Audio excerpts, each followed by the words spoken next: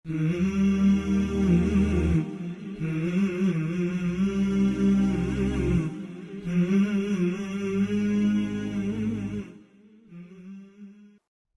علیکم ورحمۃ اللہ وبرکاتہ۔ معزز ناظرین، محترم سامعین، پیارے نبی صلی اللہ علیہ وسلم کے خلاف مشرکین مکہ اپنی تدبیریں کر رہے ہیں، لیکن پیارے نبی صلی اللہ علیہ وسلم دعوت توحید کے راستے میں اور اپنے مشن میں لگے ہوئے ہیں۔ مشرکین مکہ نے دعوت توحید کو روکنے کے لیے الگ الگ ہتھ کنڈے اور الگ الگ حربے آزمائے، لیکن اب تک ساری تدبیریں ناکام رہیں۔ پیارے نبی صلی اللہ علیہ وسلم کی دعوت کو روکنے کے لیے اب مشرکین مکہ نئے انداز سے سامنے آ رہے ہیں، اور اس دعوت توحید کو روکنے کے لیے الگ الگ طریقے ان لوگوں نے آزمانا شروع کر دیا۔ مقابلے کا ایک راستہ انہوں نے یہ نکالا کہ پیارے نبی صلی اللہ علیہ وسلم کے ساتھ ہنسی کرتے تھے، آپ کی تحقیر کرتے تھے، آپ کے ساتھ استہزاء اور مذاق کرتے تھے، اور آپ کی تکذیب کیا کرتے تھے۔ کہتے تھے یا ایھا الذی نزل علیہ الذکر انک لمجنون، کہ اے لوگو جس پر یہ ذکر نازل کیا گیا ہے یہ تو پاگل ہے، یہ تو پاگل ہے۔ وعجبوا ان جاءهم منذر منهم وقال الكافرون هذا ساحر کذاب، لوگ کہتے تھے کہ یہ تو جھوٹا ہے، یہ جادوگر ہے، یہ جھوٹی باتیں تمہارے درمیان بیان کرتا ہے۔ نبی صلی اللہ علیہ وسلم کی تحقیر کرتے تھے اور آپ کی عزت کے ساتھ کھلواڑ کرتے تھے، اور جو آپ کے اوپر ایمان لائے ان کے بارے میں کہتے تھے اہؤلاء من اللہ علیہم من بیننا، کیا یہی وہ حضرات ہیں، کیا یہی وہ لوگ ہیں کہ جن پر اللہ نے ہمارے درمیان احسان کیا ہے۔ اس طریقے سے وہ لوگ مذاق اڑاتے تھے۔ مقصد یہ ہوتا تھا تاکہ نبی کا حوصلہ ٹوٹ جائے، تاکہ صحابہ کا حوصلہ ٹوٹ جائے اور یہ اپنی موت آپ مر جائیں۔ لیکن حق کا قافلہ رکتا نہیں ہے، دعوت توحید میں کوئی کمی نہیں آئی، آپ صلی اللہ علیہ وسلم اپنے مشن کے اندر لگے رہے۔ اسی طریقے سے ان لوگوں نے ایک اور راستہ، ایک اور طریقہ اختیار کیا نبی پاک صلی اللہ علیہ وسلم کی دعوت کو روکنے کے لیے، کہ نبی پاک صلی اللہ علیہ وسلم کی باتوں میں،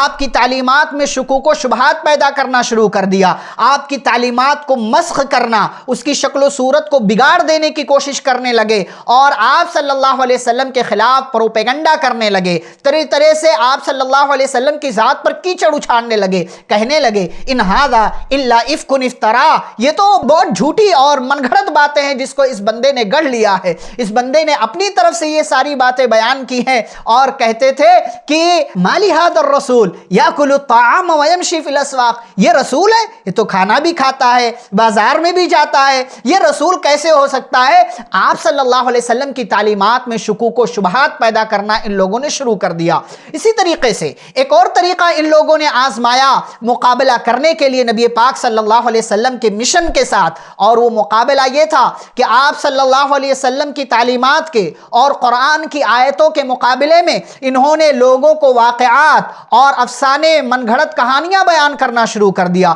اس مقصد کے لیے باقاعدہ نضر بن حارث نے ٹریننگ لی، شام کے شہر حیرہ میں جا کر کے وہاں وہ گیا اور اس نے بڑے بڑے بادشاہوں کے قصے سیکھے، سنے، اپنے ذہن میں محفوظ کیا، اور اس کے بعد پیارے نبی صلی اللہ علیہ وسلم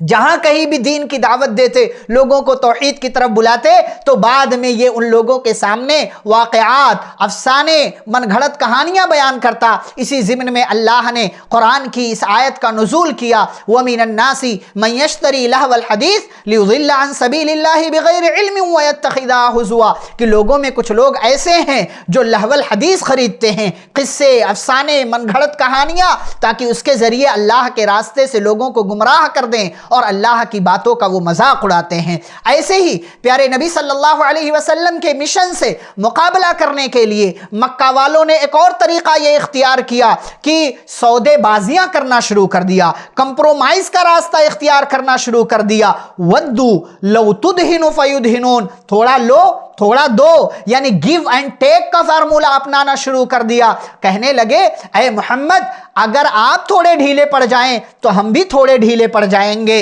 اسد بن عبد العزیٰ اسی طریقے سے عاص بن وائل، امیہ بن خلف اور ولید بن مغیرہ، یہ چند لوگ پیارے نبی صلی اللہ علیہ وسلم کے پاس آئے اور کہنے لگے محمد صلی اللہ علیہ وسلم تھوڑا آپ ہمارے معبودوں کو مان لیں، تھوڑا ہم آپ کے معبود کو مان لیتے ہیں۔ بعض روایتوں میں آتا ہے یہ آفر کیا کہ ایک سال آپ ہمارے معبودوں کی عبادت کر لیں اور ایک سال ہم آپ کے معبود کی عبادت کر لیں گے، جھگڑا ختم ہو جائے گا۔ بات ایمان کی تھی، بات توحید کی تھی، بات عقیدے کی تھی۔ اللہ نے قرآن کی آیت کا نزول کیا، مکمل سورہ نازل کر دی، قل یا ایھا الکافرون، کہہ دو اے کافرو میں ان معبودوں کی عبادت نہیں کرتا جن کی تم کرتے ہو۔ اور آخر میں اللہ نے کہا لکم دینکم ولی دین، تمہارے لیے تمہارا دین، میرے لیے میرا دین، یعنی میرا دین سچا ہے، میرا دین مکمل ہے اور میرا دین اللہ کا دین ہے، میں اسی دین پر چلوں گا، اس سے کمپرومائز نہیں کیا جا سکتا۔